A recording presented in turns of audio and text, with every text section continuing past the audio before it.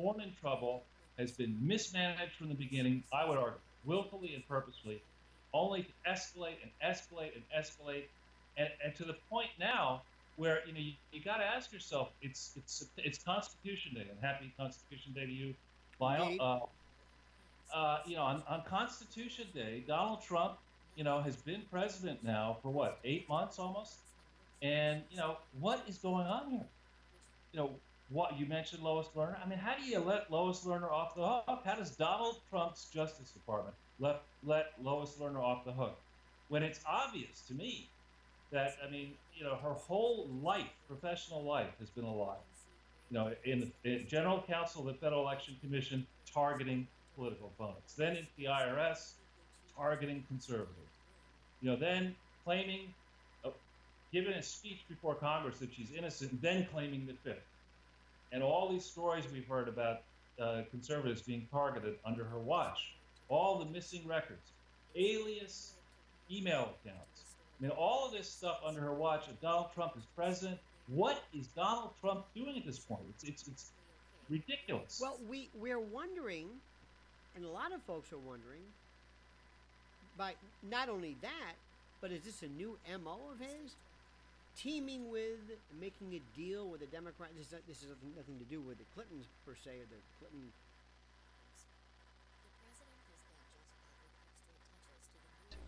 Brass covered the horns of the altar where the sacrifice for sin was offered. Brass always symbolized judgment. So standing there, separated from God by the whiteness of the fence, reminded that God had said, for sin comes death, and that emphasized by the judgment figure of brass protruding outside the wall. If you remained there, judgment was your lot. But if you looked up, the tops of the posts were crowned with silver. And running from post top to post top was a silver chain all around the top of the fence. In contrast to brass, silver symbolized redemption. All the silver in the tabernacle was made from the silver half shekel given as redemption money by the adult men in the tribe of Israel. So if you can catch the figure, and God's so kind to draw pictures of what He says in prose in His book, you're separated, reminded of your condition by the whiteness of the fence, reminded by the brass protruding outside the fence. I believe these things are happening purposely, and I think that this government is allowing these things to happen, and in many cases causing them to happen purposely according to a plan. There is something called dialectics, Hegelian dialectics, we can get into later, but the whole idea is to cause people to be frightened, and in order to frighten people, frightened and fearful people will do things for you. They will submit to you if they're sufficiently frightened. And so the governmental context of what I'm saying is that the government of this country wants people to be frightened. That's why they're continually turning criminals back out into the streets. They go in, they kill 15 people in a McDonald's, they get a $250 fine and a 3 years in jail, which is then when we find out what actually happened, they got 1 year and the fine was commuted, and so they're back on the streets, they're turning murderers back onto the streets.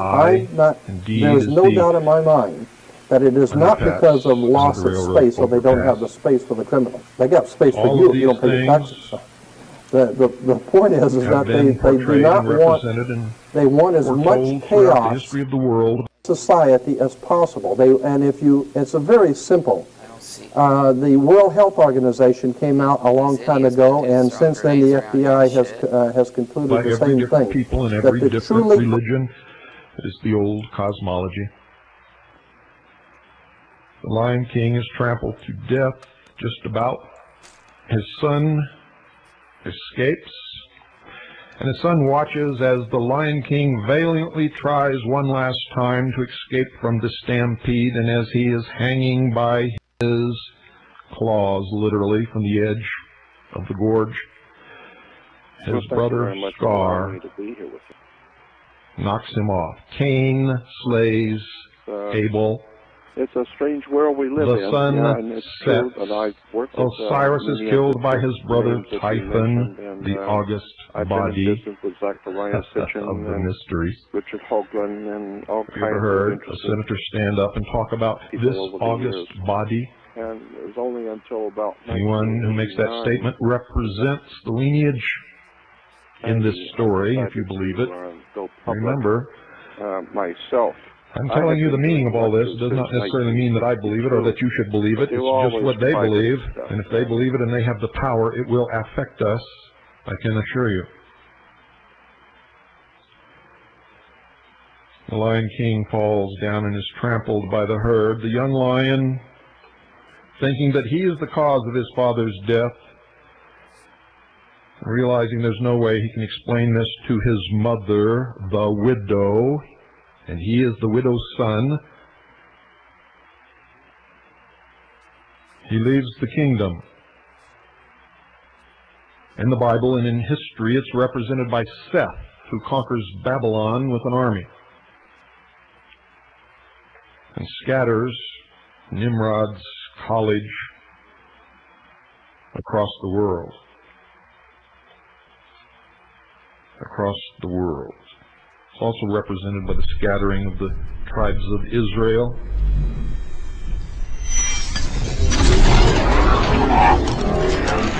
The slain king represents the lost word, that which was lost, the doctrine.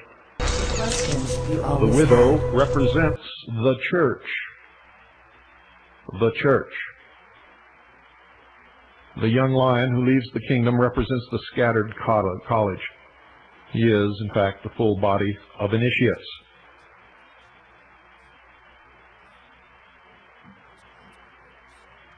Where did he go, folks? He goes out into the world lonely, without companions, without a place to go, without anyone to belong to. And he wanders until he finds two other outcasts. One, a little lemur. If you don't know what a lemur is, look it up in an animal book or an encyclopedia and you'll see a picture of one. A little lemur that talks exactly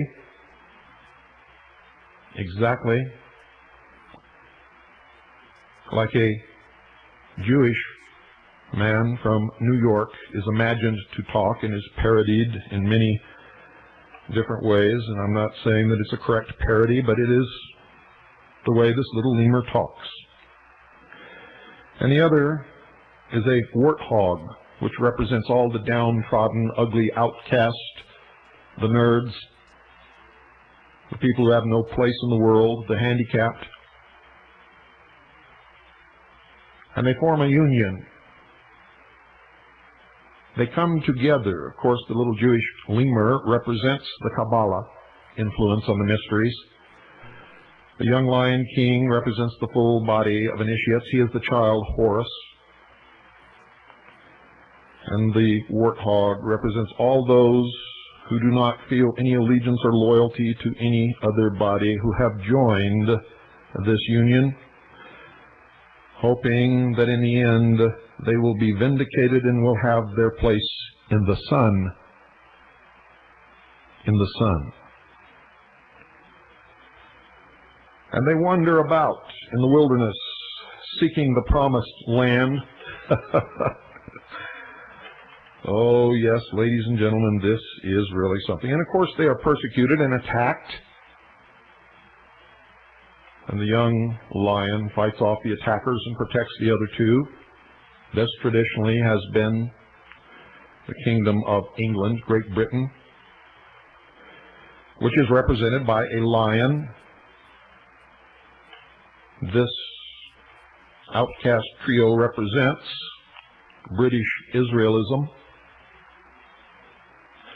The Queen of England is called by the mysteries the Queen of Babylon, and it's about time you knew that also.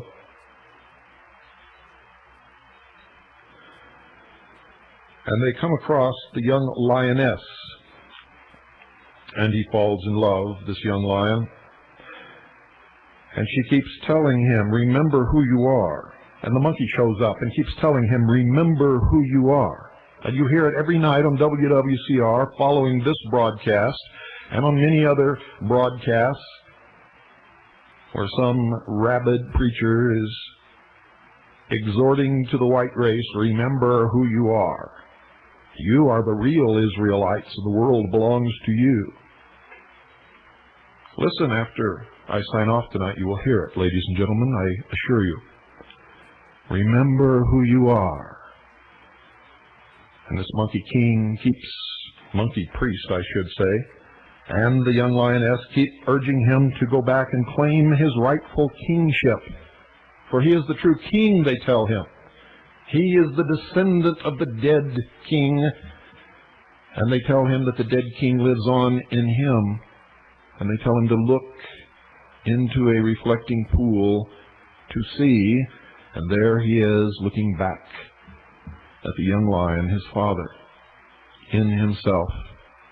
For he is the genetic duplication representing the white race.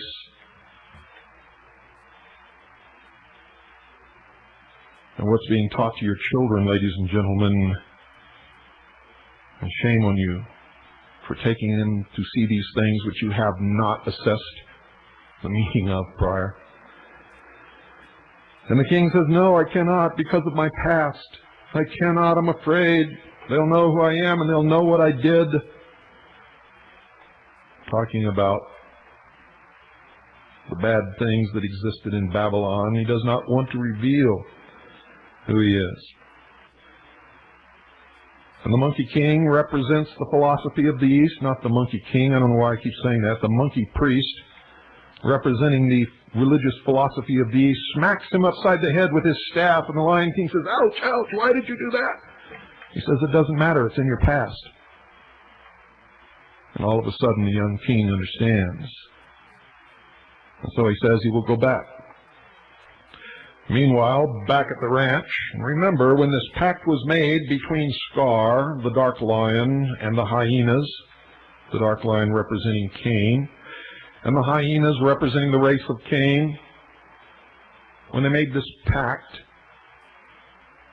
and when the dark lion ascends to the throne of the kingdom, it happens on the pinnacle of an... And this branch of the mysteries, ladies and gentlemen, represents Marxism, communism, the Soviet Union, all of these things.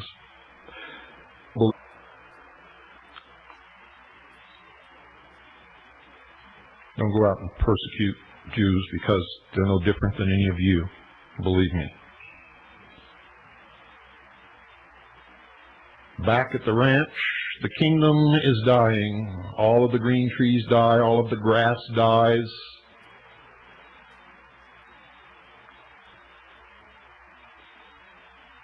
The dark lion representing Cain, also representing the fisher king who is wounded between the thighs, has laid waste to the kingdom. What was his sin, ladies and gentlemen? His sin was the mixing of the races, according to these people. Remember, Walt Disney was a very famous Anglophile. It was many years before a black person was ever hired by Disneyland or any of Walt Disney's organizations or businesses.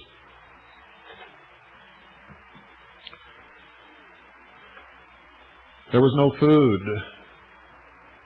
The pastures dried up. The trees died. The kingdom became as the north, barren and wasted. Barren and wasted. And the young Lion King sings a song about he cannot wait to become the king and set everything straight. And he goes back, and there's a tremendous battle between the young king and Scar and the hyenas and the young Jewish lemur and the warthog and some other allies that showed up at the last moment. And there you see the fires raging, burning everywhere. And that is why you saw fire in Waco.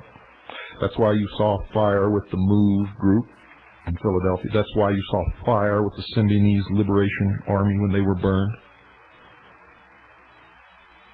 That's why you saw fire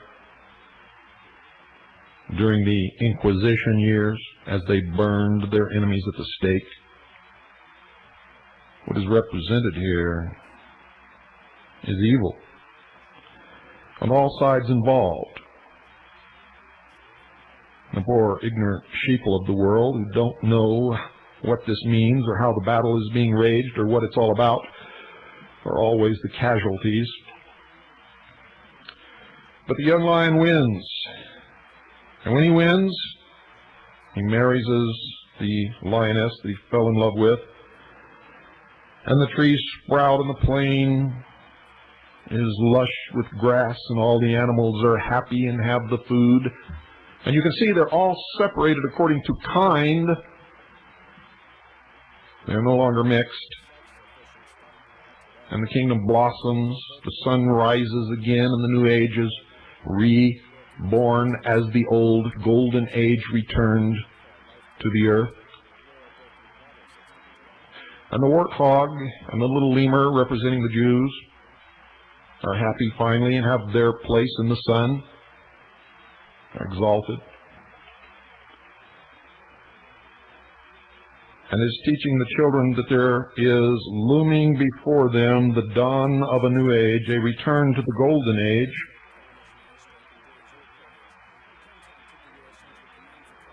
Where the races will once again be separated. And the Tower of Babel, represented by Pride Rock, will be rebuilt in the east.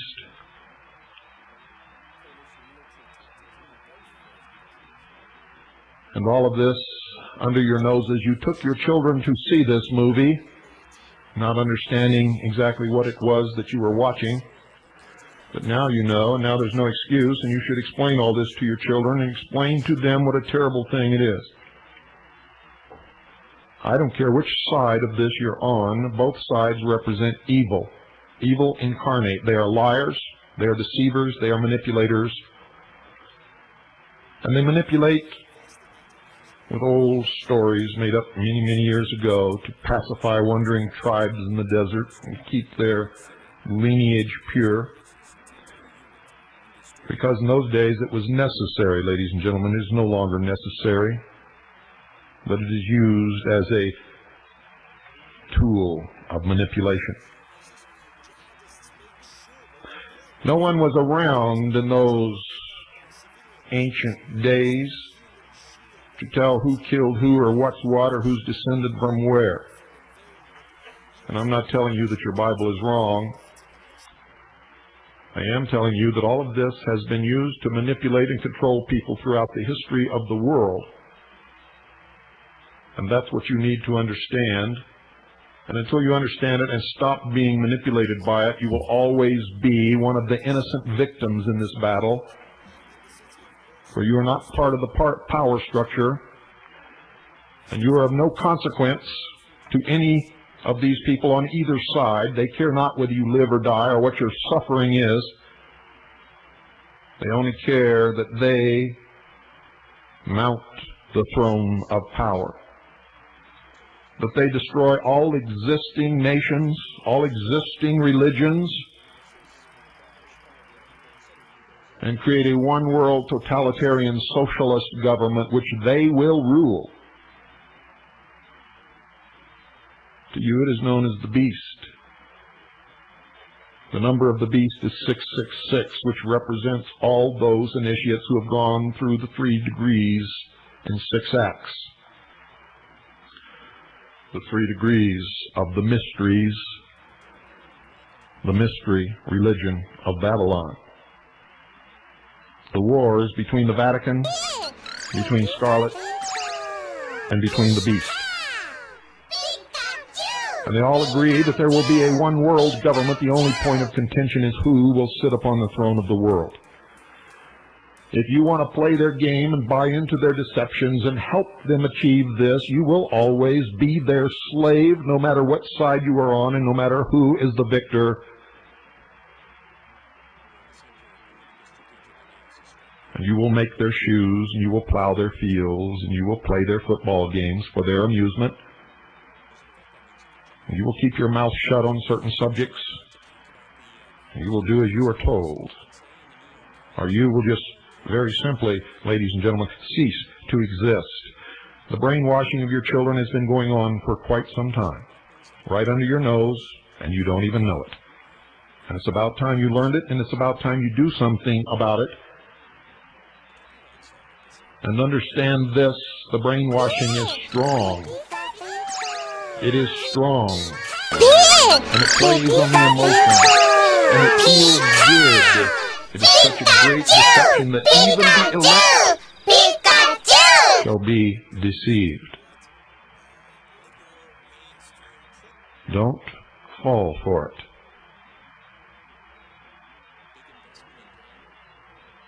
Good night, ladies and gentlemen. I hope you can sleep well tonight, though I doubt it. God bless you, and God save this republic. You're culpable too. All right, we're all guilty here. This is a standard.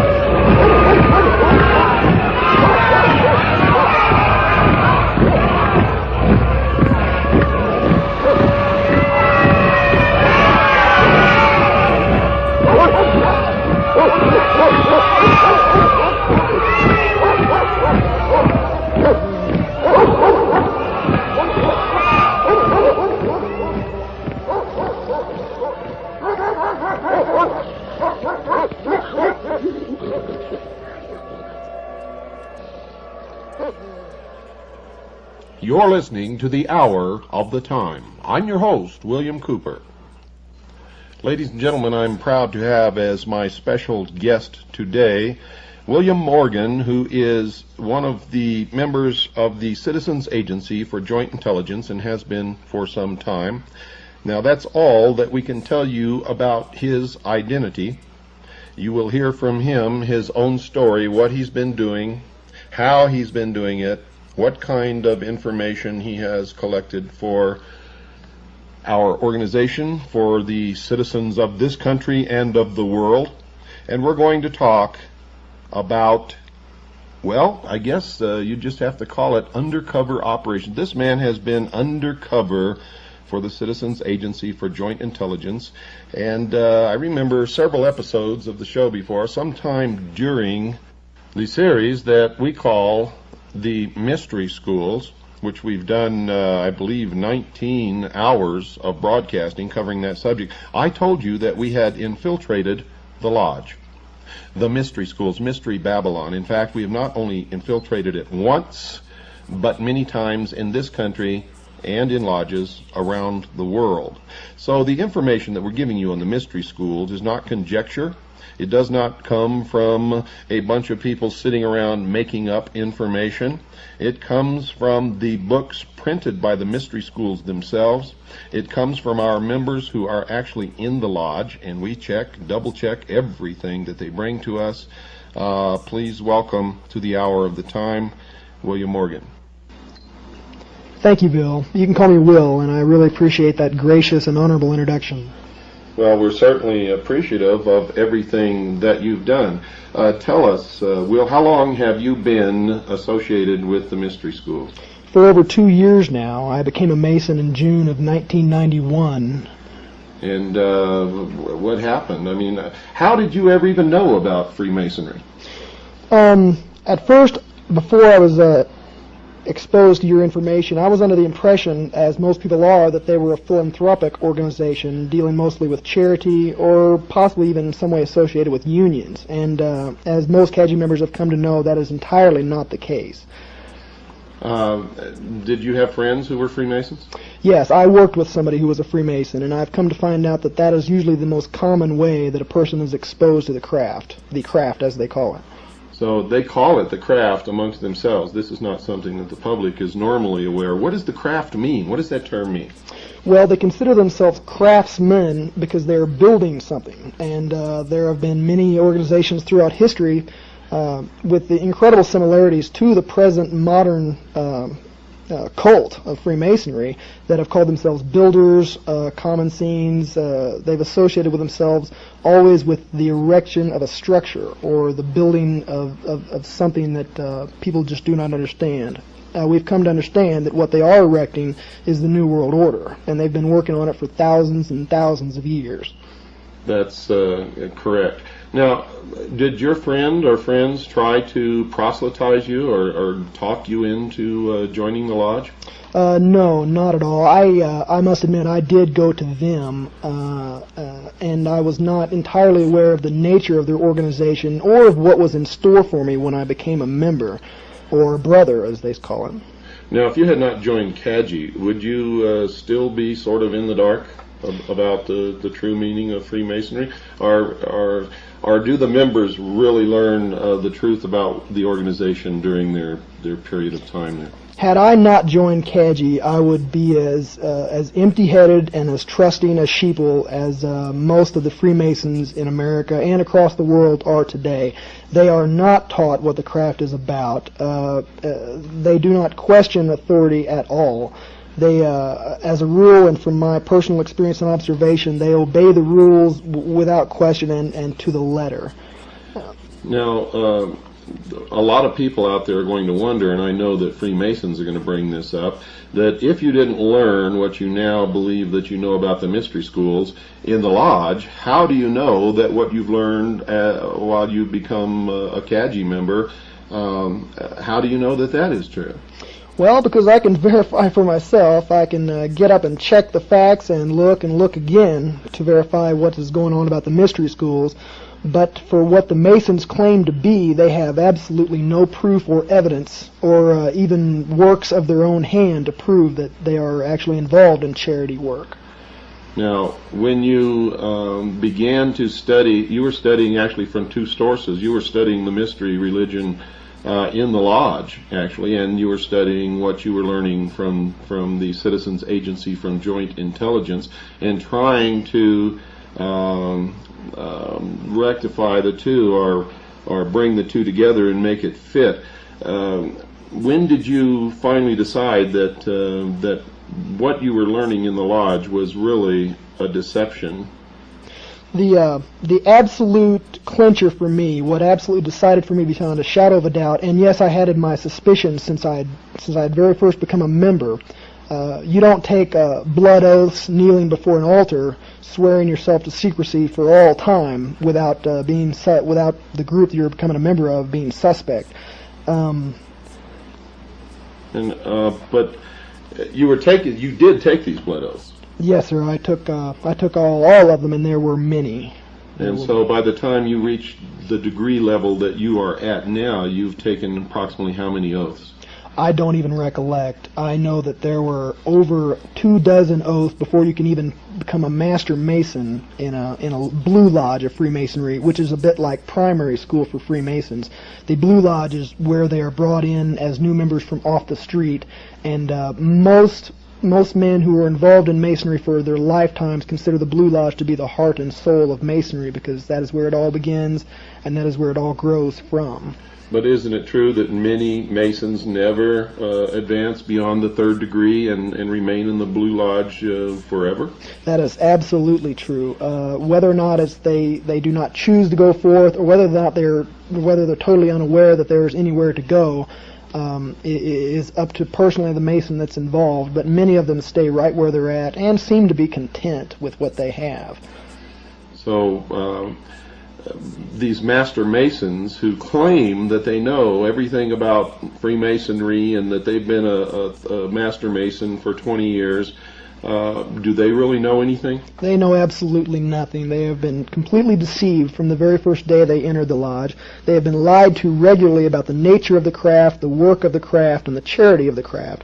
My own lodge that I'm a member of considers its charity work for the entire last year to be the donation of $100, which is a little more than the dues yearly for 3 members. They gave $100 to a needy family.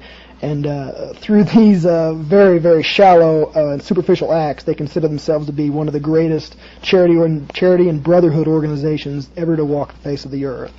A recent thorough investigation of the Shriners, who have literally made their reputation upon the fact that they contribute tremendous amounts of money to charity, but the investigation disclosed that of all the money they take in, less than 3% actually goes to any charity. Were you aware of that?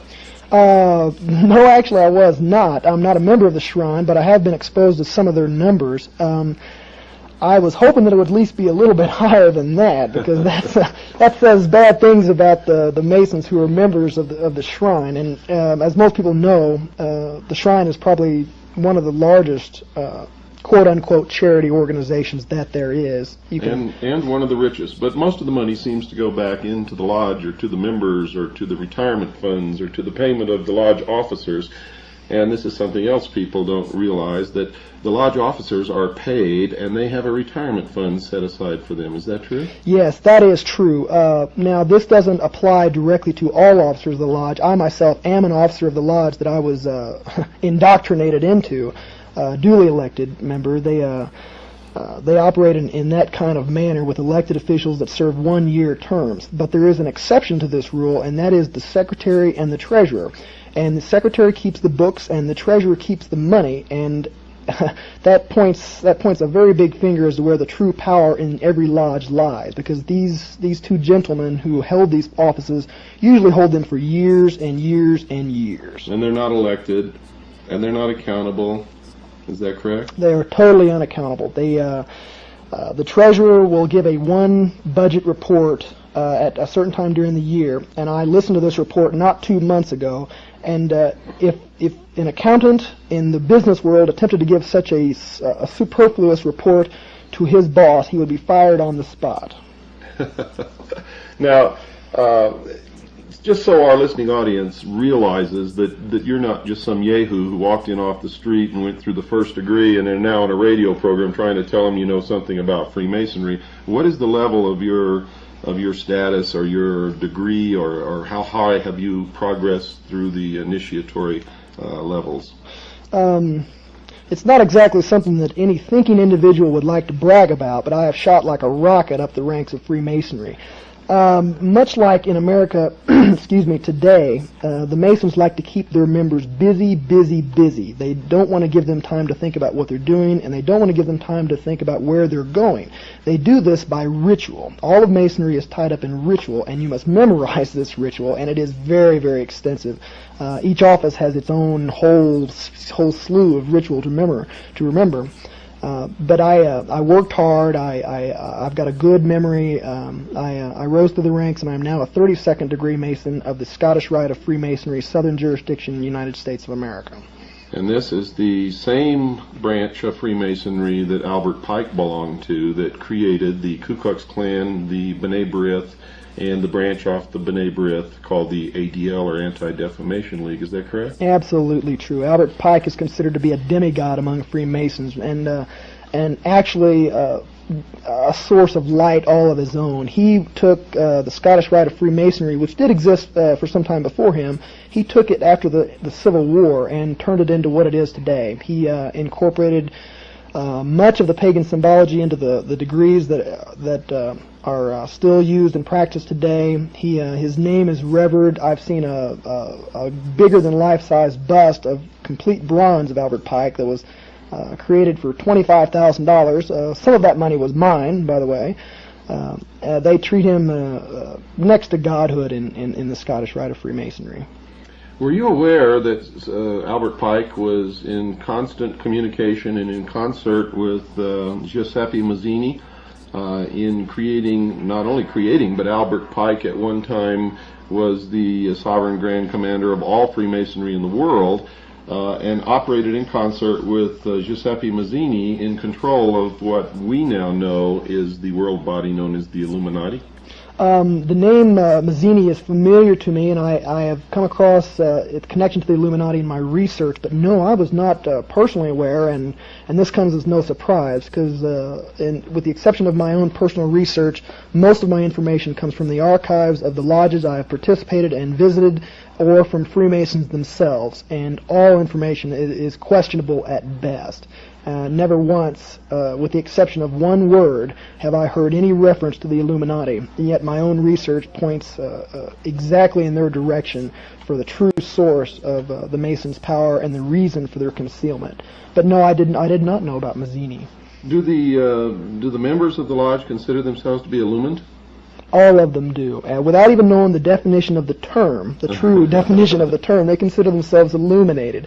They go around, they have that secret little smile, and they generally talk, no, not generally, they always talk down about most of the other people in the world, and I've even heard grown men refer to fellow Americans, brothers, as profane, simply because they had not advanced through the ritual of Freemasonry. I remember a friend of mine who was a young man who was not a member of the lodge, but his father was. And he had a friend who belonged to another family who was not a member of the lodge, but owned a small business in town. And his small business was being destroyed by the members of the lodge simply because he was not a Freemason, and the business was going to members or lodge brothers. And he asked his father why his friend's family was literally being destroyed by his father and others who professed to be members of a fraternal organization existing for the benefit of the community. And his father told him, and I'll never forget this because it literally crushed my friend. His father told him this, quote, "If you are not one of us, you are nothing," unquote. Is this generally true? Is this the way Freemasons generally think about people who do not belong to their organization? I have personally seen Masonry interfere with family ties before. And yes, this is just how they look at the world. They consider the world to be profane, unilluminated, and this just goes hand in hand with the general attitude that is conveyed by all Masons, that they are on their road to their own form of godhood, and this manifests itself in severe racism. For all the people out there that may not be too familiar with Masons or Masonry, and this especially goes for members of minority groups who have often and usually continue to be excluded from Masonry, and especially for women, I am here to tell you that you are not welcome in the lodge. You never will be, and you never have been welcome in the lodge. This especially goes for blacks, in spite of the Prince Hall Masonry, which is the biggest joke and the biggest scam and the biggest insult to any single race I've ever seen, and especially for women. They do not want you, and they consider you totally ineligible and unable to understand what they do. You told me something the other night that I found just incredible. You said that you could go to any Prince Hall Lodge in any black community and the doors would be open to you and you'd be welcome, but if one of those members or brothers of the lodge or the Prince Hall Lodge came to your lodge and tried to come in and participate in the ceremonies or whatever you call them, what would happen? It wouldn't happen. It just simply wouldn't happen. I, as a Caucasian Freemasonry, can visit any Prince Hall Lodge in the country, and as far as I know, in the world. I can also visit any lodge, period, across the world. I've been told through my initiation that I am welcome in any lodge, but this just does not apply to blacks, no matter that, even if the ritual that they go through, and I do not know this for certain, but I know it's similar, but even if the ritual were exact, even if the same form of quote-unquote illumination that they underwent was exact, they could not ever, and I sit in a lodge with Caucasian Freemasons. I've never seen a black Freemason sit in a lodge among Caucasians, and I don't think I will. Equal opportunity and affirmative action laws are just completely ignored and considered frivolous and a joke by all Freemasons. So the New World Order that they're bringing into being is going to be racist? Entirely. It has an Aryan background, and that is where it comes from. And that's been borne out by our research. Why then would the black community form their own lodges and support the bringing about of a new world order that is going to relegate them back into slavery? And I might add, along with the rest of us who don't belong to this religion, and it is a religion, why would they participate in something like that? Well, as you've told me yourself, and most people will understand this, the world loves a mystery, and you can control the masses by dangling a secret like a carrot in front of their nose and promising them the answer to that secret if they just merely do what you say and work for you. This, together with man's own fallible, entirely fallible human nature and the selfishness of man and the ego of man, they want to be something. They want to be better than the people around them that they see. And since they have been told straight out that they can never advance to the ranks of Caucasian Freemasons, they have settled for just being better than their own people and excluding other blacks from joining their own lodge. So one of the holes that Freemasonry has over people is that ordinary people, whether they be black, white, Oriental, Hispanic, doesn't matter, they want to be part of the elect. Is that true? Exactly. They want to join the elite. They'd like to look down on their fellow man. Okay. But now, if nobody coerced you, nobody proselytized you, how did you get into the lodge? I went to the door and I knocked on it.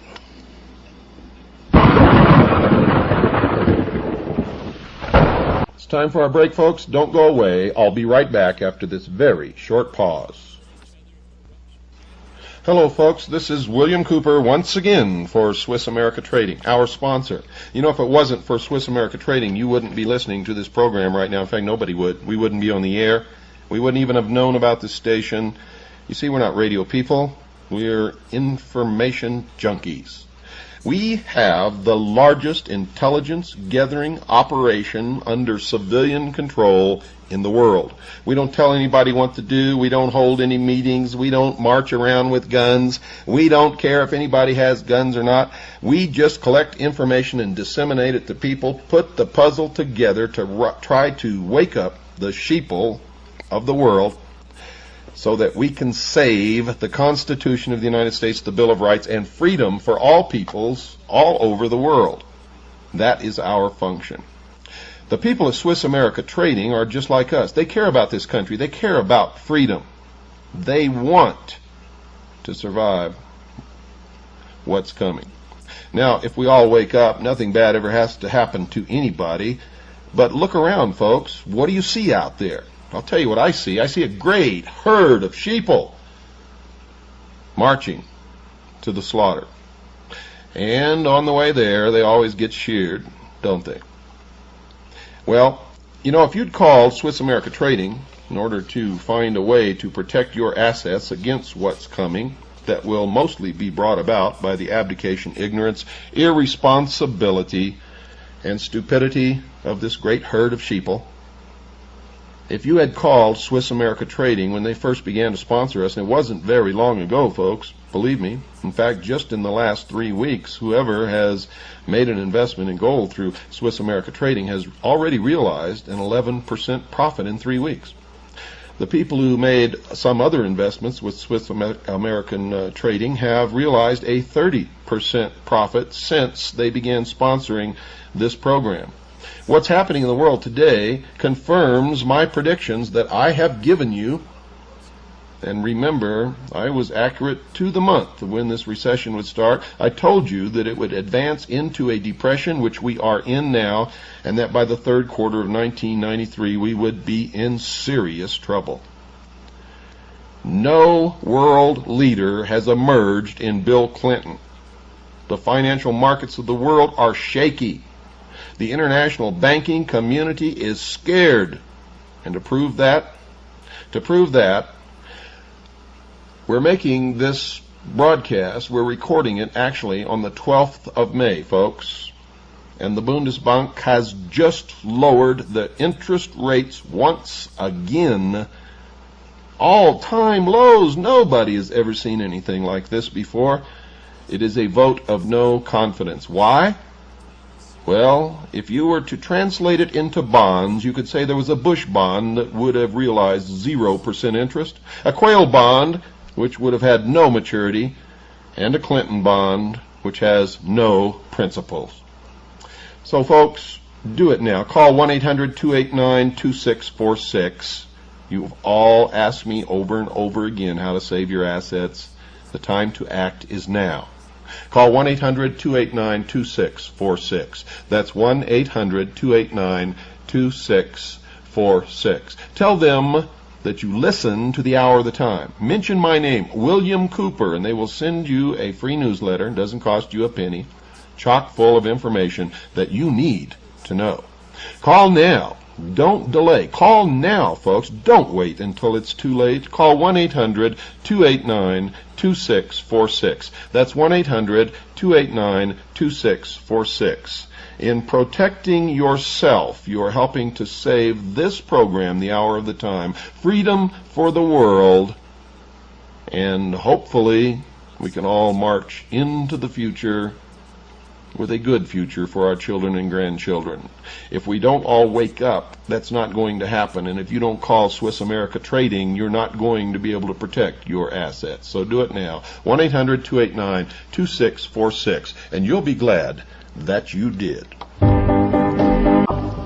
We're back in the studio, folks, with William Morgan, a CAGI member who has infiltrated the lodge.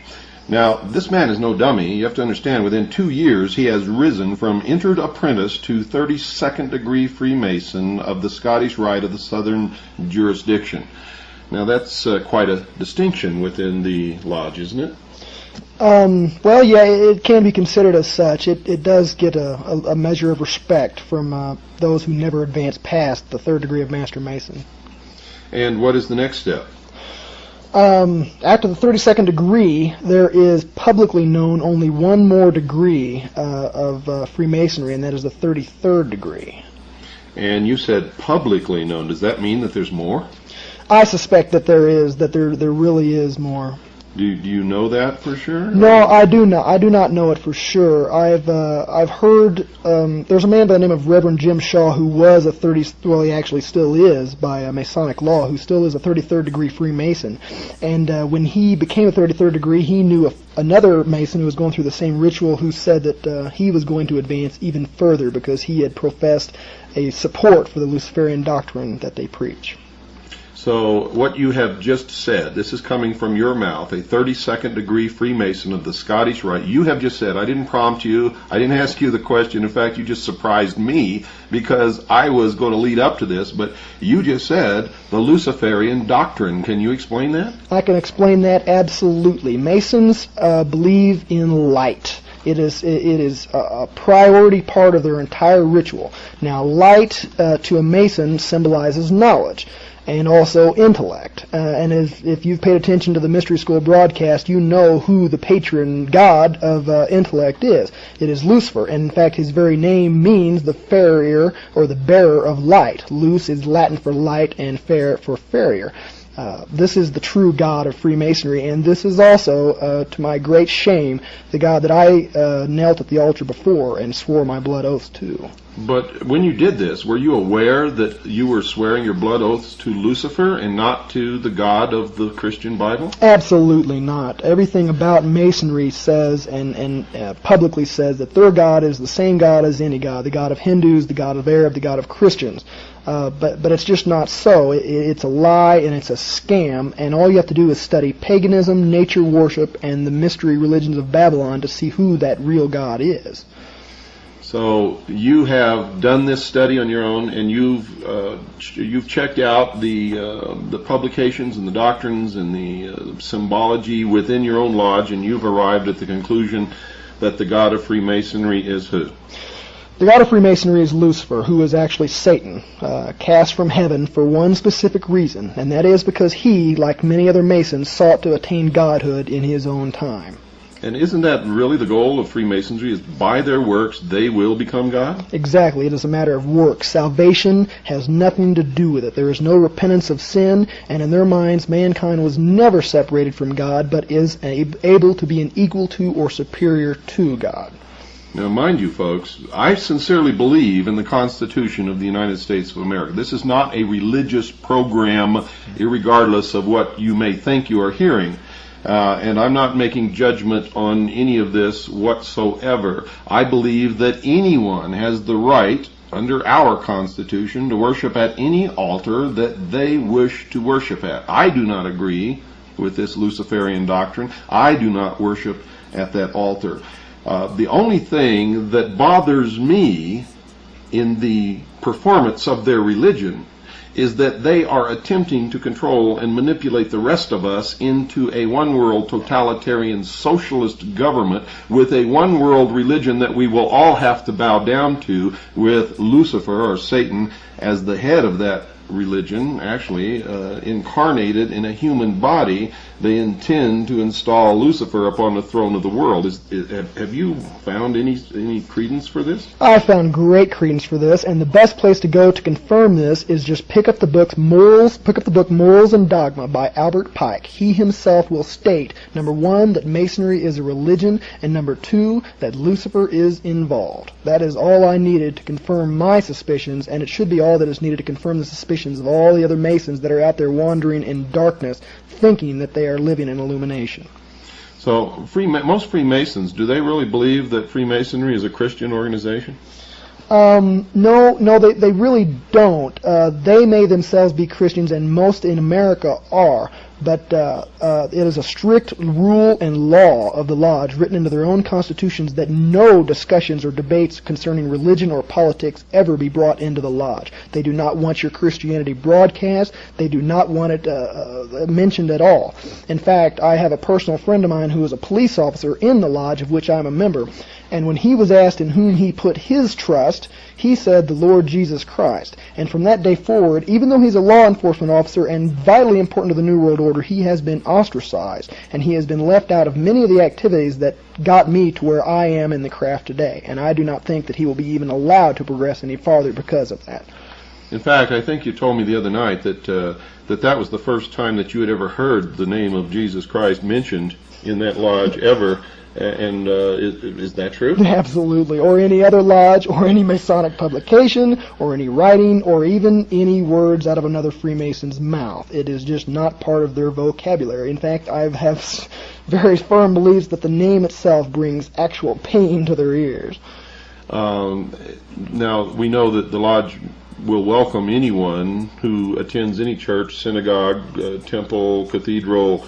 It belongs to any religion whatsoever, but we know that Freemasonry is a religion because we've studied it, and we have people like you who are a Freemason at a very high degree and have confirmed it, and their own writing confirms it. Albert Pike has stated it in writing in his book Morals and Dogma, and in others of his writings, I might add, and Manly P. Hall has confirmed that.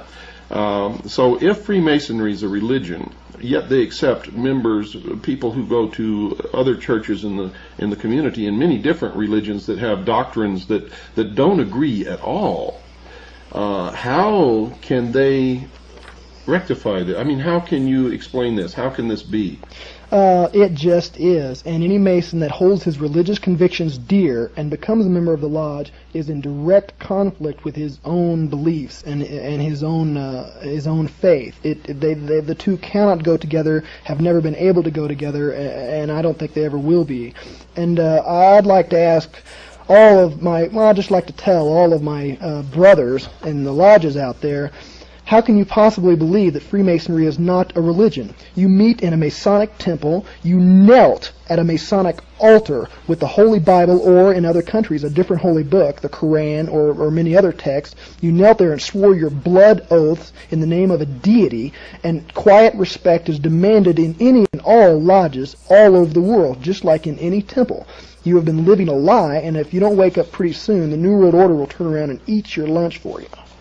Isn't it a fact that they believe they're going to be an integral part of this New World Order, however most of them really will not be? This is the great joke. This is the punchline to the whole affair. They believe and see themselves as the priest and the priesthood of the New World Order. They think that when all things start falling apart, that they are going to be the ones that rise up phoenix-like out of the ashes, bring the world together, and deliver them into the hands of Lucifer. Like I said, they consider themselves builders, and what they're building is the New World Order, and it's being erected like a prison around us even as we speak. And the capstone, and you ought to take a look at the Great Seal of the United States to get a feel for this, the capstone of the New World Order building that they're creating is actually Lucifer himself.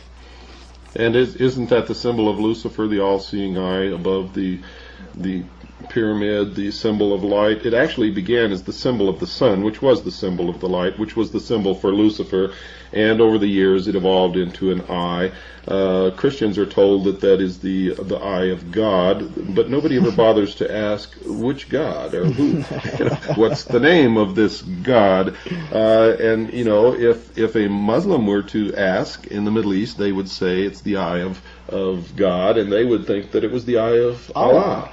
And in the Far East, somebody might think it was the eye of Buddha.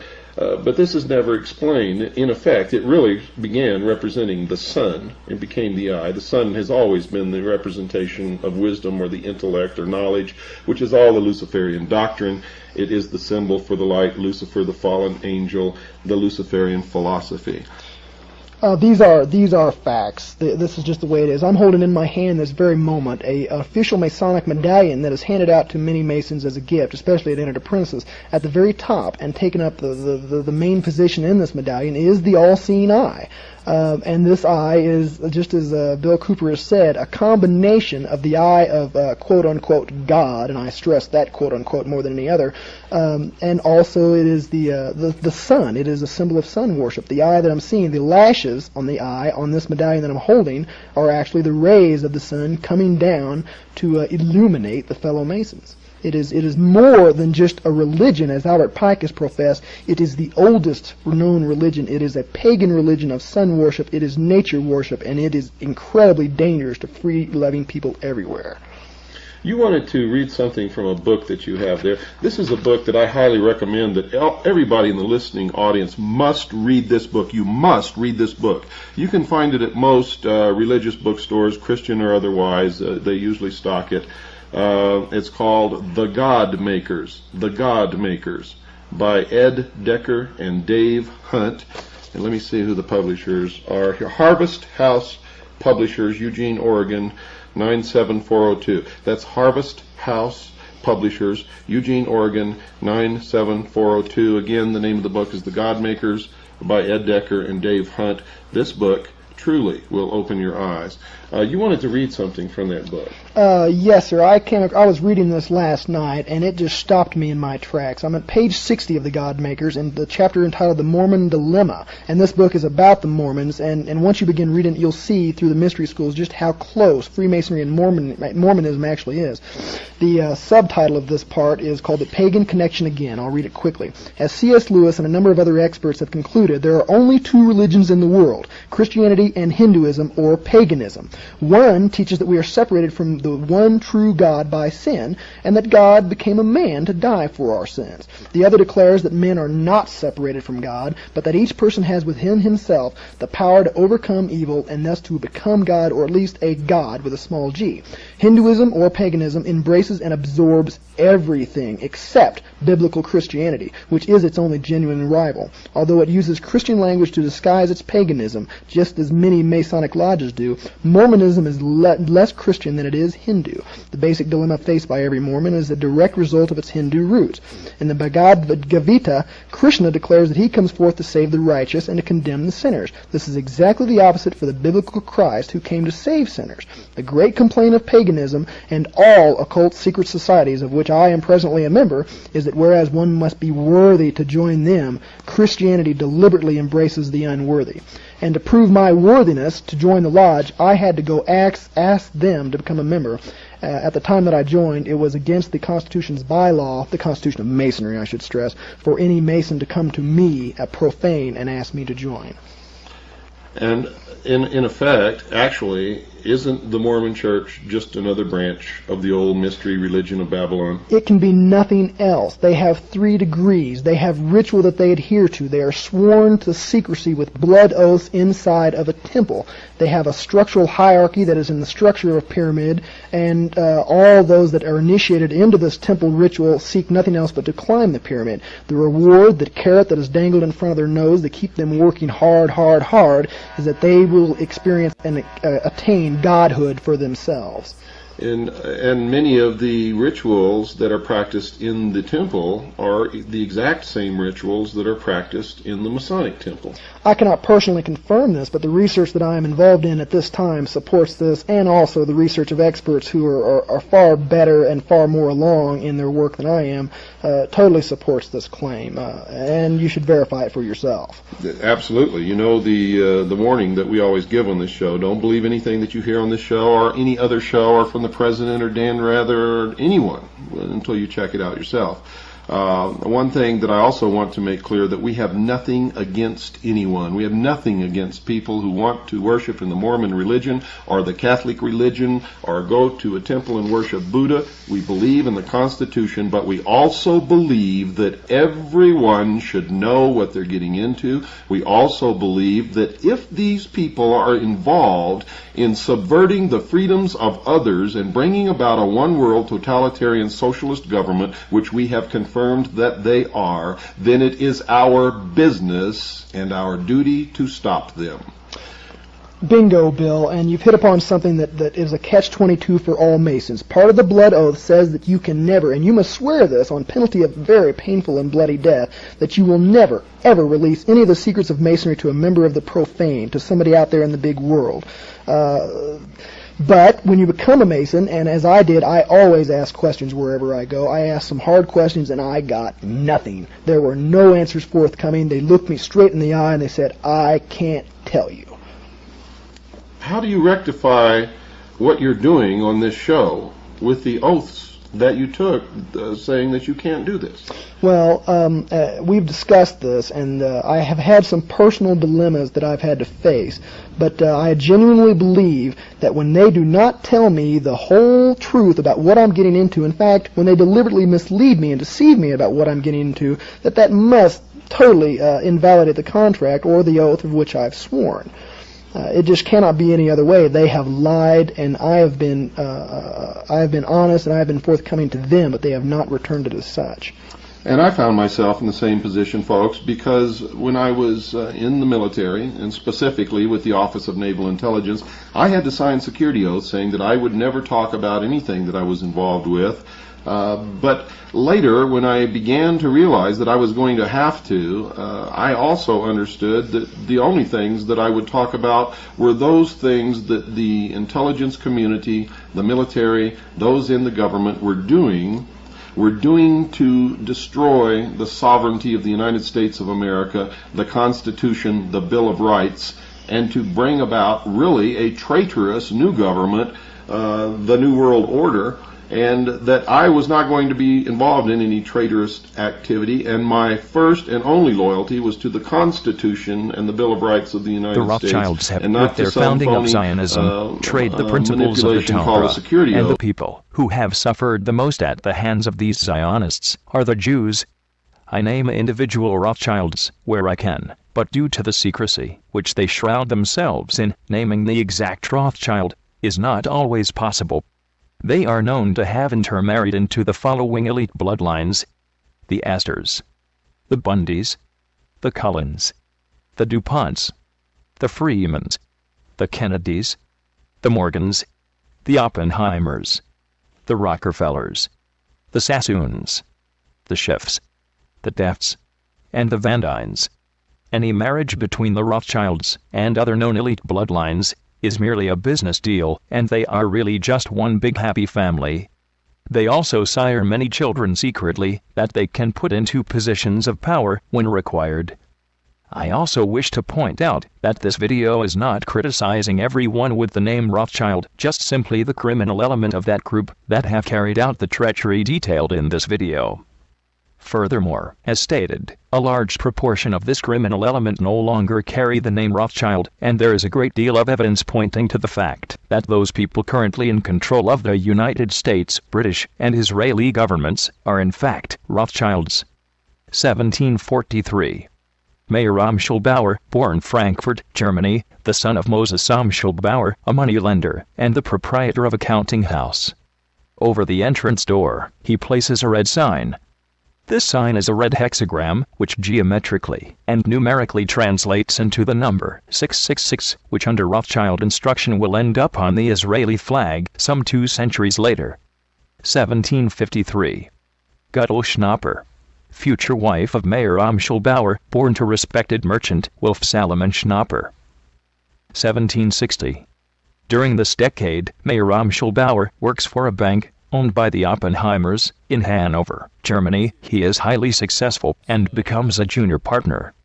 Whilst working at the bank, he becomes acquainted with General von Estorff. Following his father's death, Bauer returns to Frankfurt to take over his father's business. Bauer recognizes the significance of the red hexagram and changes his name from Bauer to Rothschild after the red hexagram, or sign signifying 666, hanging over the entrance door. Rot is German for red, Schild is German for sign. Now as Mayer Amschel Rothschild, he discovers that General von Estorff is now attached to the court of Prince William IX of Hesse-Hanau, one of the richest royal houses in Europe, which gained its wealth by the hiring out of Hessian soldiers to foreign countries for vast profits. A practice that continues today in the form of exporting peacekeeping troops throughout the world. He therefore makes the general's reacquaintance on the pretext of selling him valuable coins and trinkets at discounted prices. As he plans, Rothschild is subsequently introduced to Prince William himself, who is more than pleased with discounted prices he charges for his rare coins and trinkets, and Rothschild offers him a bonus for any other business the prince can direct his way. Rothschild subsequently becomes close associates with Prince William, and ends up doing business with him and members of the court. 1769. Mayer Amschel Rothschild is given permission by Prince William to hang a sign on the front of his business premises declaring that he is M.A. Rothschild by appointment court factor to His Serene Highness, Prince William of Hanau. 1770. Mayer Amschel Rothschild marries Guttl Schnapper. 1773. Amschel Mayer Rothschild is born, the first of Mayer Amschel Rothschild's sons. He, like all his brothers who follow him, will enter the family business at the age of 12. 1774. Salomon Mayer Rothschild is born. 1776. Mayer Amschel Rothschild draws up plans for the creation of the Illuminati and entrusts Adam Weishaupt with its organization and development. Weishaupt soon infiltrates the Continental Order of Freemasons with this Illuminati doctrine, which it is claimed is nothing less than a new world order for the human race, under the domination of Lucifer and his followers. This concept spreads and is followed within Masonic lodges worldwide to the present day. 1777. Nathan Mayer Rothschild is born. 1788. Kalman Karl Mayer Rothschild is born. 1791. The Rothschilds, through Alexander Hamilton, their agent in George Washington's cabinet, set up a central bank in the U.S. called the Bank of the United States. This is established with a 20-year charter. 1792. Jacob James Mayer Rothschild is born. 1796. Amschel Mayer Rothschild marries Eva Hanau. 1798. Nathan Mayer Rothschild leaves Frankfurt for England, where with a large sum of money given to him by his father, he sets up a banking house in London. 1800. Salomon Mayer Rothschild marries Caroline Stern. 1806. Napoleon states that it is his object to remove the House of Hesse-Kassel from rulership and to strike it out of the list of powers. On hearing this, Prince William IX of Hesse-Hanau flees Germany, goes to Denmark, and entrusts his fortune, valued at $3 million at that time, to Mayer Amschel Rothschild for safekeeping. Nathan Mayer Rothschild marries Hannah Baron Cohen, the daughter of a wealthy London merchant. 1808. Nathan Mayer Rothschild has his first son, Lionel Nathan de Rothschild. 1810. Sir Francis Baring and Abraham Goldsmith die. This leaves Nathan Mayer Rothschild as the remaining major banker in England. Salomon Mayer Rothschild goes to Vienna, Austria, and sets up the bank, M. von Rothschild und Sohn. 1811. the charter for the Rothschilds Bank of the United States runs out, and Congress votes against its renewal. At the time, Andrew Jackson, who became the 7th President of the United States from 1829 to 1837, says, "If Congress has a right under the Constitution to issue paper money, it was given them to use by themselves, not to be delegated to individuals or corporations." Nathan Mayer Rothschild is not amused, and he stated, "Either the application for renewal of the charter is granted, or the United States will find itself involved in a most disastrous war." Andrew Jackson's response to this is to say, "You are a den of thieves and vipers, and I intend to rout you out, and by the eternal God, I will rout you out." Nathan Mayer Rothschild's reply to that: "Teach those impudent Americans a lesson. Bring them back to colonial status." 1812. Backed by Rothschild money, the British declare war on the United States. The Rothschilds' plan was to cause the United States to build up such a debt in fighting this war that they would have to surrender to the Rothschilds and allow the charter for the Rothschild-owned Bank of the United States to be renewed. Mayer Amschel Rothschild dies. In his will, he lays out specific laws that the House of Rothschild were to follow.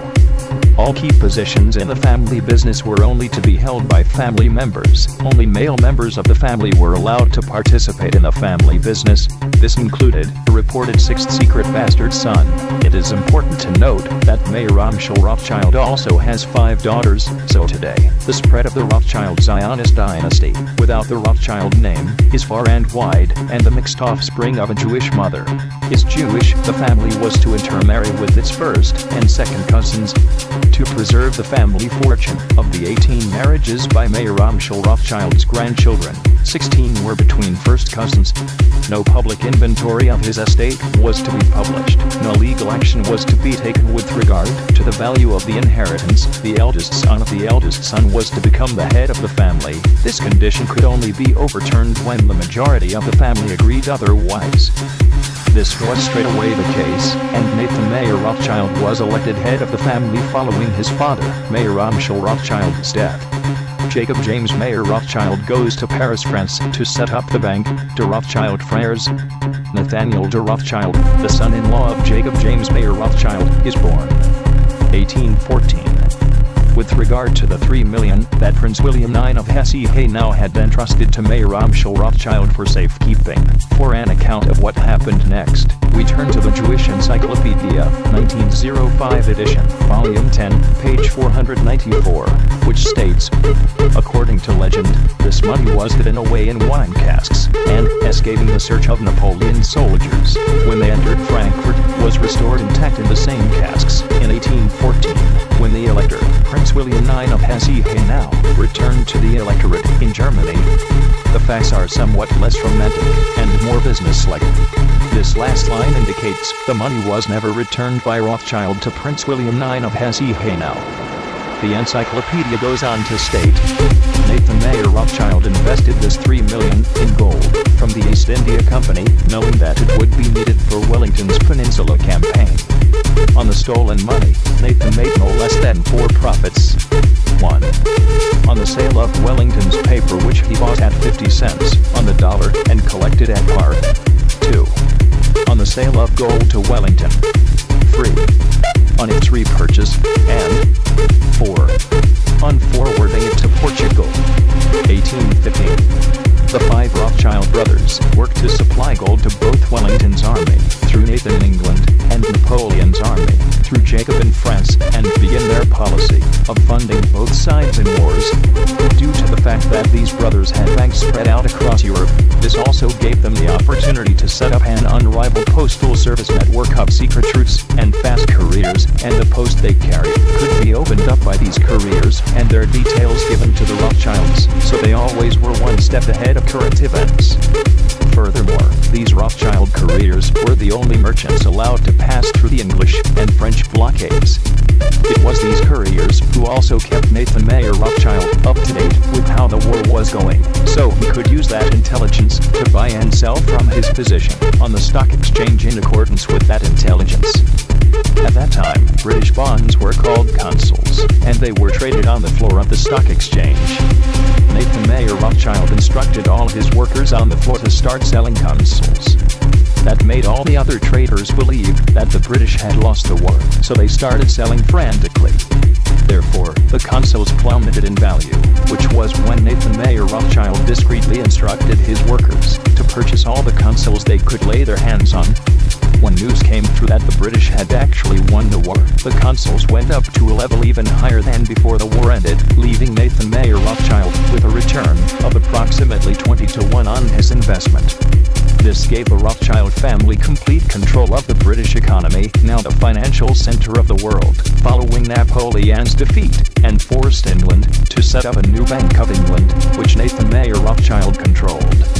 Nathan Mayer Rothschild would later state, "I care not what puppet is placed upon the throne of England, to rule the empire on which the sun never sets. The man who controls Britain's money supply, controls the British Empire, and I control the British money supply." The Rothschilds also used their control of the Bank of England to replace the method of shipping gold from country to country, and instead used their 5 banks spread across Europe to set up a system of paper debits and credits. The banking system of today. 1816.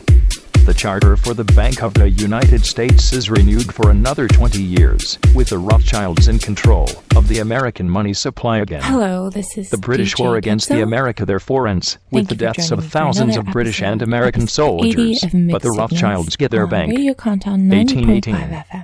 Following the French securing And massive today, loans in I'm finally 1817, ready in to order talk to to help you rebuild after their about, disastrous defeat at the loss that Waterloo, I've had. Rothschild It's agents the bought loss vast of my amounts of amazing French government ponytail. bonds, causing their value And, to increase. yeah, I've gone On through all November the stages 5th, of they dumped process, the all lot the on the stages of open loss. market, causing their value to plummet, and France to I've go into a definitely financial panic. come to the The acceptance Rothschilds stage then stepped in where to take control of the French I'm money ready to supply. talk about it and This move on. was the Like, I'm same not gonna make year a whole the show about Rothschilds it. were able to I'm not loan gonna make 5 an million entire show about my euros to ponytail. the I'm not Prussian gonna talk about government. it for an entire 1821. hour.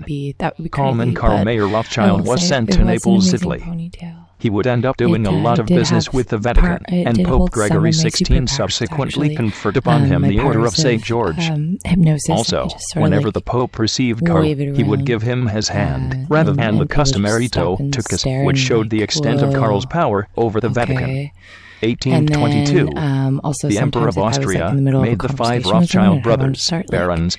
Nathan they'll Mayer go away. Rothschild chose not Start to take waving up the my title. ponytail around, 1823, just slowly back away. the Rothschilds take over the financial like they were operations just of the Catholic mesmerized, Church and, worldwide. Yeah, it's just channeling, 1827, that power. It was Sir really Walter came in handy. Scott So publishes anyway, his 9-volume set, The Life of I went through Napoleon, the stages and in of Volume loss, 2, he states that the French stages of Revolution was loss, the planned first by the being denial, Illuminati. which, Adam Weiss I helped thought part of and my was financed superpowers by the was money that my changers hair of Europe, grew the back Rothschilds. really fast. 1835, if it was President Andrew somehow Jackson, cut the off 7th or, president of that the it was United just- States I'd go from sleep and it would 1829 to come back, but that didn't 1837, happen. starts And then I depositing got federal angry. funds in This 2 was the banks next stage, directed is by anger. Democratic I got bankers, angry rather that than in the people Rothschild-controlled Bank took of the my United ponytail States. from me. An Yeah, it was assassination taken. attempt is made on It's President totally Jackson, taken. Those and he would jerks later robbed me claim of my that he ponytail. knew the They thought they were Rothschilds gonna were get, responsible harness for some that of the attempted power. And so assassination. we bargaining. The Rothschilds And, acquired the bargaining rights in is the hard Almaden because I have a lot Quicksilver of mines in pride, Spain. DJ This Bet's was known at as the a lot time of the pride. biggest She concession doesn't in the like world, begging, and but as there's Quicksilver like was a begging vital and component groveling, in the and it was refining like of a gold really or bad silver. scene. This It was gave the a bad scene. Rothschilds a virtual I world don't ever monopoly. wanna do that again. And then depression, 1837. which, Following lasted his a years little of while. fighting Sorry, against the guys. That's why I've Rothschilds been playing and so their many central reruns. bank in I'm sorry. America, I'm still making new President shows, Andrew but Jackson I did throw in finally some succeeds in reruns throwing here the and there. It's Rothschild just- Central Bank there's a out lot of wallowing. America. It was pretty bad. And then It now would I'm not be accepted. until 1913 Totally accepted that the everything. Rothschilds would be Totally able to set up their accepted, third central bank in considering there's so America, many other the things Federal that are Reserve. important that we could lose. 1836.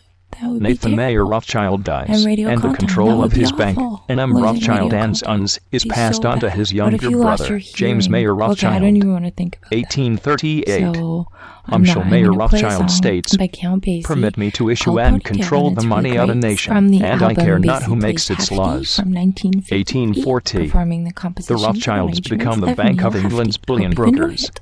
They set up agencies in California and Australia. 1841. President John Tyler, the 10th President of the United States from 1841 to 1845, vetoed the act to renew the charter for the Bank of the United States. He goes on to receive hundreds of letters threatening him with assassination. 1844. Salomon Mayer Rothschild purchases the United Coal Mines of Vitkovice, an Austro-Hungarian blast furnace company that would go on to be one of the top 10 global industrial concerns. Benjamin Disraeli, who would go on to become British Prime Minister twice, publishes Coningsby, in which he characterizes Nathan Mayer Rothschild as the Lord and Master of the money markets of the world, and of course, virtually Lord and Master of everything else. He literally held the revenues of southern Italy in pawn, and monarchs and ministers of all countries courted his advice and were guided by his suggestions. 1845. Andrew Jackson, the 7th President of the United States, dies. This great patriot leaves instructions in his will to have "I killed the bank" inscribed on his headstone, a reference to the fact he banished the Rothschild Second Central Bank in the United States from the U.S. in 1837. Jacob James Mayer Rothschild, who by now had married his niece, Betty Salomon Mayer Rothschild's daughter, now known as Baron James de Rothschild, wins the contract to build the first major railway line across the country. This was called the Chemin de Fer du Nord, and ran initially from Paris to Valenciennes, and then joined with the Austrian rail network built by his brother and wife's father, Salomon Mayer Rothschild. 1847. Lionel de Rothschild, now married to the daughter of his uncle, Coleman Carl Mayer Rothschild, is elected to the parliamentary seat for the City of London. A requirement for entering Parliament was to take an oath in the true faith of a Christian. Lionel de Rothschild refused to do this, as he was Jewish, and his seat in Parliament remained empty for 11 years until new oaths were allowed. 1848. Eva Haynau, Umschel Mayer Rothschild's wife, dies. 1849. Guto Schnapper, Mayer Umschel Rothschild's wife, dies. Before her death, she would state, "If my sons did not want whores, there would be none." 1850. Construction begins this decade on the manor houses of Montmoor in England and Ferrières in France. More Rothschild's manors will follow throughout the world, all of them filled with works of art. 1852. N.M. Rothschild and Sons began refining gold and silver for the Royal Mint and the Bank of England and other international customers. 1853. Nathaniel de Rothschild, the son-in-law of Jacob James Mayer Rothschild, purchased Chateau Brain-Mouton, the Bordeaux vineyard of Mouton, and renamed it Chateau Mouton Rothschild. 1854. Caroline Stern, Salomon Mayer Rothschild's wife, dies. 1855. Umschel Mayer Rothschild dies. Salomon Mayer Rothschild dies. Coleman Carl Mayer Rothschild dies. 1858. Lionel de Rothschild finally takes his seat in Parliament, when the requirement to take an oath in the true faith of a Christian is broadened to include other oaths. He becomes the first Jewish member of the British Parliament. 1861. President Abraham Lincoln, 16th President of the United States from 1860 till his assassination in 1865, approaches the Rothschilds to try to obtain loans to support the ongoing American Civil War. The Rothschilds agree, provided Lincoln allows them a charter for another United States central bank, and are prepared to pay 24% to 36% interests on all monies loaned.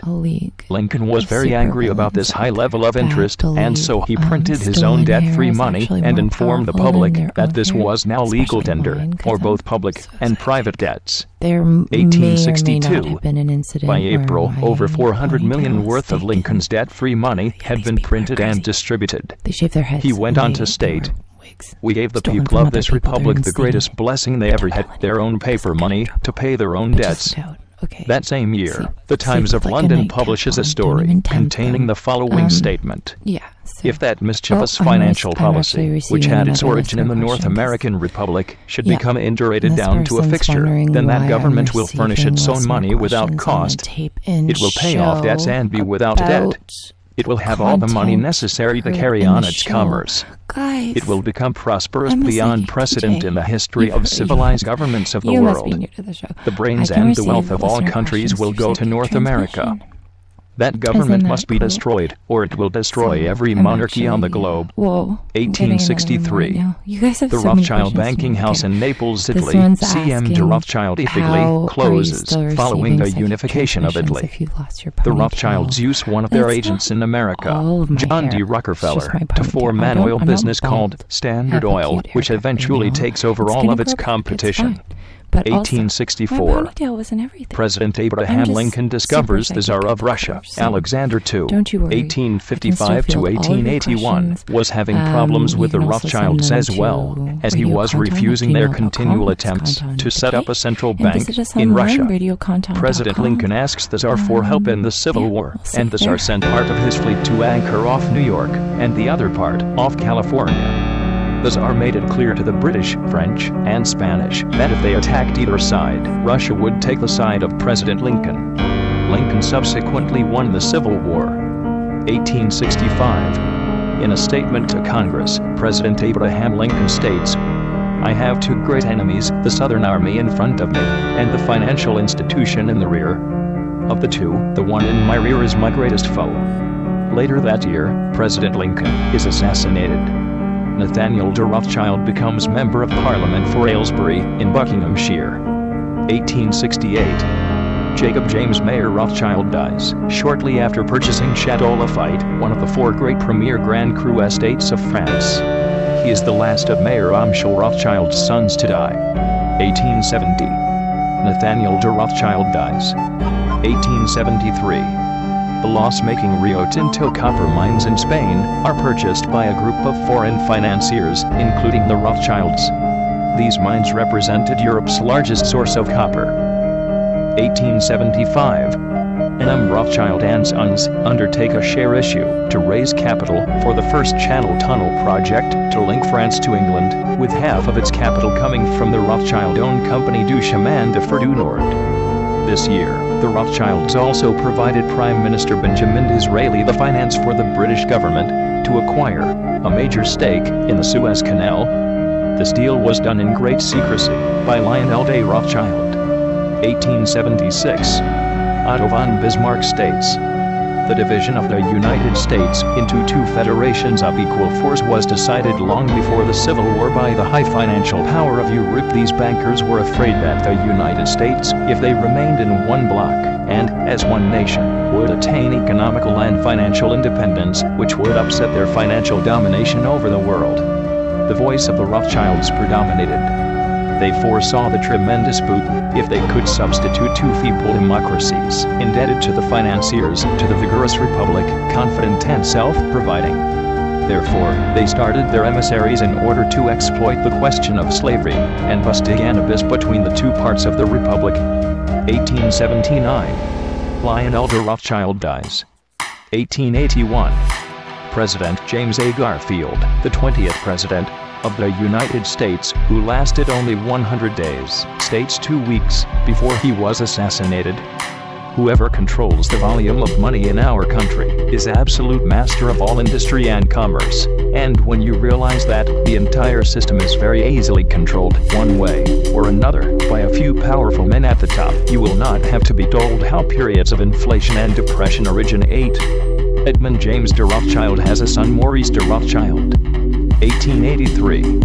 After 6,000 feet of tunnel in the Channel Tunnel project being excavated, the British government halted the project, citing the fact that it would be a threat to Britain's security. 1885. Nathaniel Rothschild, son of Lionel de Rothschild, becomes the first Jewish peer and takes the title of Lord Rothschild. 1886. The French Rothschild Bank, de Rothschild Frères, obtains substantial amounts of Russia's oil fields, and forms the Caspian and Black Sea Petroleum Company, which quickly becomes the world's 2nd largest oil producer. 1887. The Rothschilds finance the amalgamation of the Kimberley diamond mines in South Africa. They subsequently become the biggest shareholders of this company, De Beers, and mine precious stones in Africa and India. 1888. Namie Halfin, future wife of Maurice de Rothschild, is born. 1891. The British Labour leader makes the following statement on the subject of the Rothschilds. This blood-sucking crew has been the cause of untold mischief and misery in Europe during the present century, and has piled up its prodigious wealth chiefly through fomenting wars between states which ought never to have quarreled. Whenever there is trouble in Europe, wherever rumors of war circulate, and men's minds are distraught with fear of change and calamity, you may be sure that the hook-nosed Rothschild is at his game somewhere near the region of the disturbance. Comments like this worry the Rothschilds, and towards the end of the 1800s, they purchased Reuters news agency so they can have some control of the media. 1895. Edmund James de Rothschild, the youngest son of Jacob James Mayer Rothschild, visits Palestine, and subsequently supplies the funds to found the first Jewish colonies there. This is to further their long-term objective of creating a Rothschild-formed country. 1897.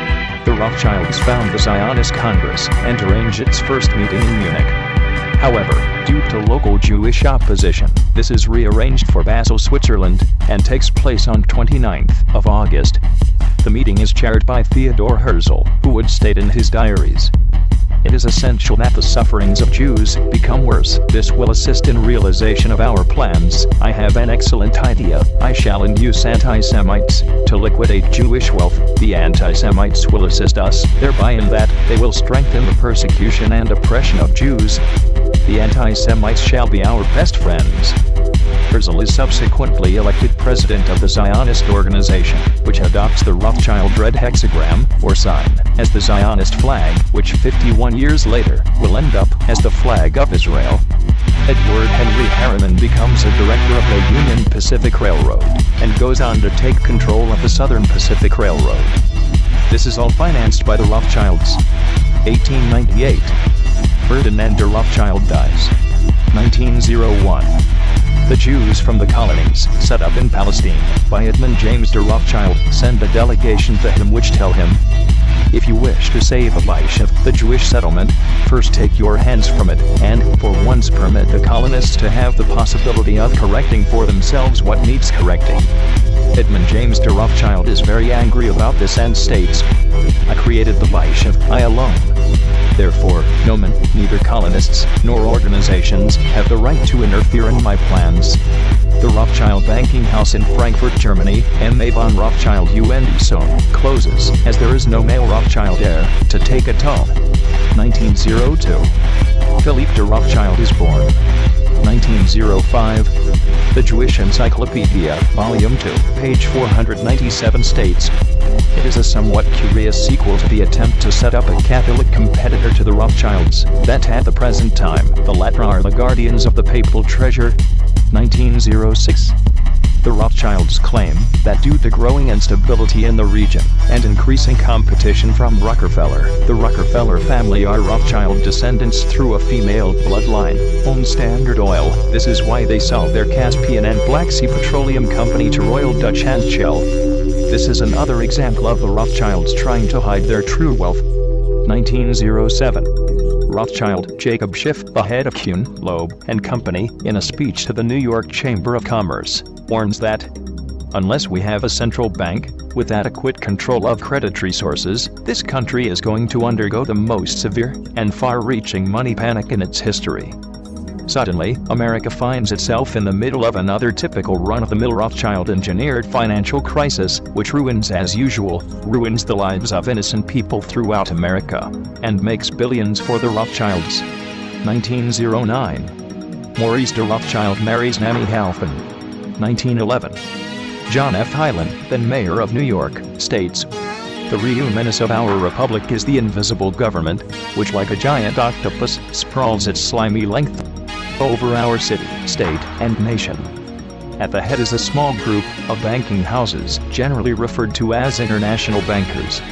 Werner Sombart, in his book, The Jews and Modern Capitalism, stated that from 1820 and on, it was the age of the Rothschild, and concluded that there was only one power in Europe, and that is Rothschild. 1912. In the December issue of Truth magazine, George R. Conroy states of banker Jacob Schiff, "Mr. Schiff is head of the great private banking house of Kuhn, Loeb and Company, which represents the Rothschilds' interests on this side of the Atlantic. He has been described as a financial strategist, and has been for years the financial minister of the great impersonal power known as Standard Oil." He was hand in glove with the Harrimans, the Goulds, and the Rockefellers in all their railroad enterprises, and has become the dominant power in the railroad and financial power of America. 1913. The Rothschilds set up the Anti-Defamation League, ADL, in the United States, designed to brand as anti-Semitic anyone who questions or challenges the global elite. Strangely enough, the same year that they do this, they also set up their last and current central bank in America, the Federal Reserve. Congressman Charles Lindbergh stated, following the passing of the Federal Reserve Act on December 23rd, the act establishes the most gigantic trust on earth. When the president signs this bill, the invisible government of the monetary power will be legalized. The greatest crime of the ages is perpetrated by this banking and currency bill. It is important to note that the Federal Reserve is a private company. It is neither federal, nor does it have any reserve. It is conservatively estimated that profits exceed $150 billion per year, and the Federal Reserve has never once in its history published accounts. 1914. The Rothschilds have control of the 3 European news agencies: Wolf, established 1849 in Germany; Reuters, established 1851 in England; and Havas, established 1835 in France. The Rothschilds use Wolf to manipulate the German people into a favor for war. From now on, the Rothschilds are rarely reported in the media because they own the media. 1917.